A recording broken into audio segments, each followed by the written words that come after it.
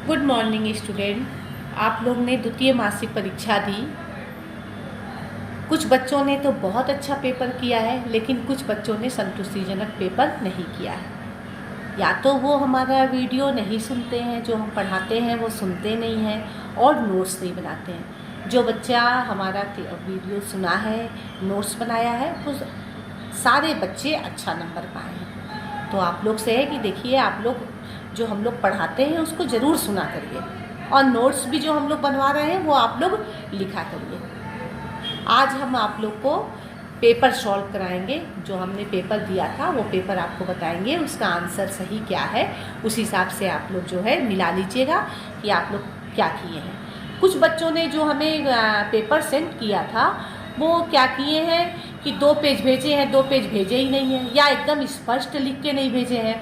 पहले आंसर का आधा इधर भेजे हैं, आधा उधर भेजे हैं। तो थोड़ा सा आप लोग को ध्यान से भेजना चाहिए कि मैडम लोग भी मोबाइल से चेक करेंगी, थोड़ा स्पष्ट लिखें। हाँ, और पूरे पेपर भी पूरा आप लोग ने लिख करके भेजा भी नहीं है। कैसे पेजेज को भेजे हैं? 2 पेज भेजे हैं, 2 पेज भेजे ही नहीं हैं, किए नहीं हैं कि क्या किए हैं, कुछ हमें समझ में नहीं आया। कुछ बच्चों ने ऐसा किया है। नंबर आप लोग का कहा गया है, जिन बच्चों की फ़ीस जमा होगी उनको ही नंबर सेंड किया जाएगा। कॉपियाँ चेक हो गई है। 5 तारीख तक जिन बच्चों की फ़ीस जमा होगी उनको ही हम लोग जल्द कार्ड देंगे, और जैसा हम लोग को आदेश होगा वैसा आगे का आप लोग को नंबर बताया जाएगा। अब मैं पेपर आप लोग को सॉल्व करा रही हूँ कि क्या हमने क्वेश्चन दिए थे उसका सही आंसर क्या है। देखो, पहला क्वेश्चन बहुविकल्पीय था।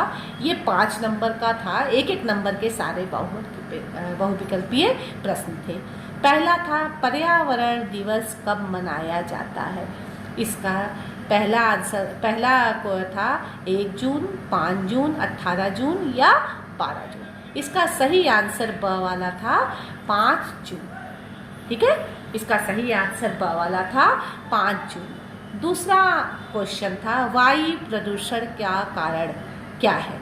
औद्योगिकरण, नगरीयकरण, वनों की कटाई, और द वाला था ये सभी। इसका सही आंसर था सभी। ठीक है। अब तीसरा क्वेश्चन था आप लोग का, भोजन को बार बार पकाने से क्या हानियाँ होती हैं। इसका पहला वो था, भोजन ठंडा नहीं होता। ब वाला था, भोजन बासी हो जाता है। स था, भोजन कम हो जाता है। द था, भोजन के पोषक तत्व नष्ट हो जाते हैं। इसका सही आंसर द वाला था, भोजन के पोषक तत्व नष्ट हो जाते हैं। समझ में आया।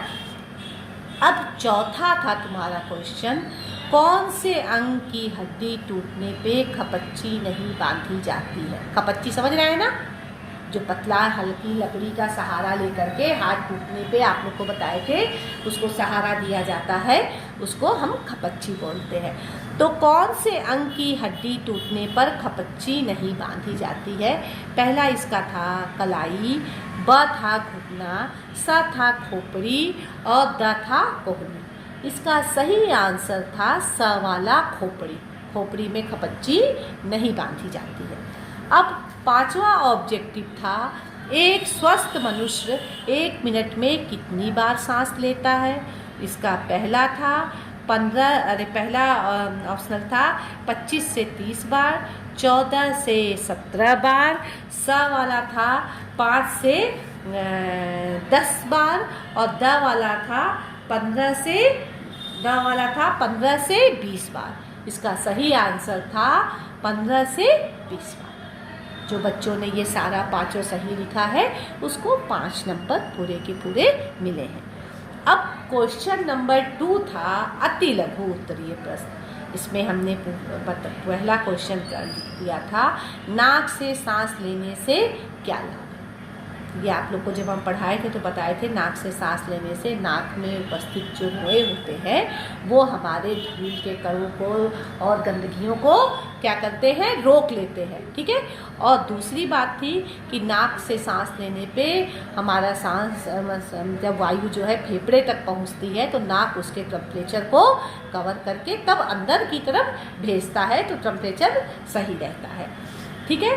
इसका प्रदूषण के प्रकार रेखा चित्र द्वारा समझाइए। तो ये जो 7 प्रदूषण के प्रकार दिए हुए हैं ये हम आप लोग को अभी दिखा रहे हैं। अभी पिछले ही क्लास में पढ़ाया था।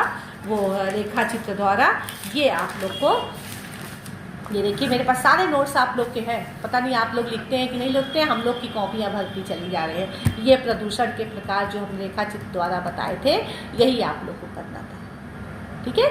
देखिए ये जो सातों हैं, सातों को हमने ये रेखा चित्र द्वारा समझाया था, यही आप लोग को करना था। अब दिया हुआ है हड्डी टूट कितने प्रकार की होती है, नाम बताइए।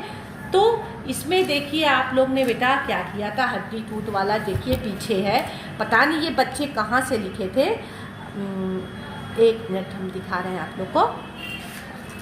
हाँ देखिए ये सीधे आपको दिया हुआ है हड्डी टूट के प्रकार। तो इसमें दिया है दो आधार पे, चोट के आधार पर और हड्डी के टूट के आधार पे। तो चोट के आधार पे साधारण टूट, हड्डी की विशेष टूट, पेचीदा हड्डी टूट, और हड्डी के टूट के आधार पे बहुखंड टूट और दबी टूट और कच्ची टूट। केवल ये आपको ये नाम लिख देना था। ये मतलब ये समझिए कि 7-8 क्या मान लीजिए 10 बच्चों ने ये लिखा है और बच्चों ने इसको सही आंसर नहीं दिया है। वो कहाँ से लिखे हैं ये मुझे समझ में नहीं आया है। अब ये उसका लास्ट क्वेश्चन था लघु का आप लोग का, जल प्रदूषण के कारण और बचाव के उपाय बताइए। तो बेटा इसको आपको लघु में शॉर्ट में लिख लेना था। अभी हमने पिछले क्लास में ही आपको ये जल प्रदूषण पढ़ाया था। तो ये आप लोगों को ध्वनि प्रदूषण, ये जल प्रदूषण, इसमें आपको शॉर्ट में करके इसको आपको लिख देना था। तो जो बच्चे लिखे हैं उसको उनको पूरे में पूरा नंबर मिला है। देखिए अधिकतर बच्चे मतलब कि सही लिखे हैं, मतलब 50-50 का रेशियो है, मतलब आधे बच्चे सही लिखे हैं, आधे बच्चे जो हैं वो लगता है नोट्स नहीं लिखते हैं ना सुनते हैं, इसलिए उन्होंने गलत लिखा है। जो भी नोट्स बनाया है इतना अच्छे से हमने, इतना तो मुझे लग रहा है आप लोग स्कूल में आते हैं तब आप लोग को हम निशान लगवा देते हैं, पढ़ा देते हैं, लेकिन ये तो हमने आपको लिख लिख के दिया है, उसको सॉर्ट करके अपनी भाषा में लिख करके तब हम आपको ये समझाते हैं। बहुत मेहनत बेटा हम लोग कर रहे हैं, अगर आप लोग इससे भी ना पढ़िए तो आप नहीं समझ। आप लोग खुद सोचिए, जितना आप लोग लिखते हैं उतना हम लिखते हैं, आपको लिख लिख के समझाते हैं कि बच्चे अब वो किताबी भाषा में भूल जाएंगे, कैसे छाटेंगे, मैं उन लोग को लिख के सॉर्ट करके तब उन लोग को बताऊं। तो आप लोग इसका फ़ायदा उठाइए, हम लोग इतनी मेहनत कर रहे हैं, आप लोग भी कुछ मेहनत करिए। अब देखो बेटा, अब इतना तो हमने आप लोग को बता दिया। पिछले हमने गृह गणित में अध्याय 1 पढ़ाया था, ये आप लोग को हमने क्वेश्चन लिखवाया भेजा था, ये आप लोग ने लिख लिया होगा। इसका एक एक क्वेश्चन आप लोग को स्वयं करना था, वो बच्चे कर लिए होंगे। अब हम गृह गणित का अध्याय 2 ये आपकी पढ़ाना था आप लोग को, ये हम बता रहे हैं, लिख लीजिए। इसमें कुछ नहीं है बेटा, जोड़ घटाना सब आप लोग जानते हैं, लेकिन कुछ बच्चे इतने कमज़ोर हैं, उनकी बेसिक इतना कमज़ोर है कि वो जोड़ घटाना भी नहीं कर सकते हैं। इसमें आप लोग को दशमलव का बस ध्यान देना है कि दशमलव के नीचे हम दशमलव लगाते हैं। कोई भी अंक लिखने के पहले दशमलव के नीचे वाले अंक क्या दशमलव उसी के ठीक नीचे लिखते हैं। तो इसमें ध्यान देने योग्य बातें देखिए हमने इसमें लिख दिया है, इसको आप पढ़ लीजिएगा, समझ लीजिएगा। दशमलव संख्याओं को जोड़ते समय दशमलव बिंदु ठीक एक दूसरे के नीचे रखते हैं, पहली महत्वपूर्ण बात। दूसरा, यदि किसी संख्या में दशमलव के दाईं ओर कुछ स्थान रिक्त रह जाए, खाली रह जाए, तो उन स्थानों पे क्या लिखते हैं, शून्य लिख देते हैं, जिससे जोड़ने में गलती ना हो। ठीक है।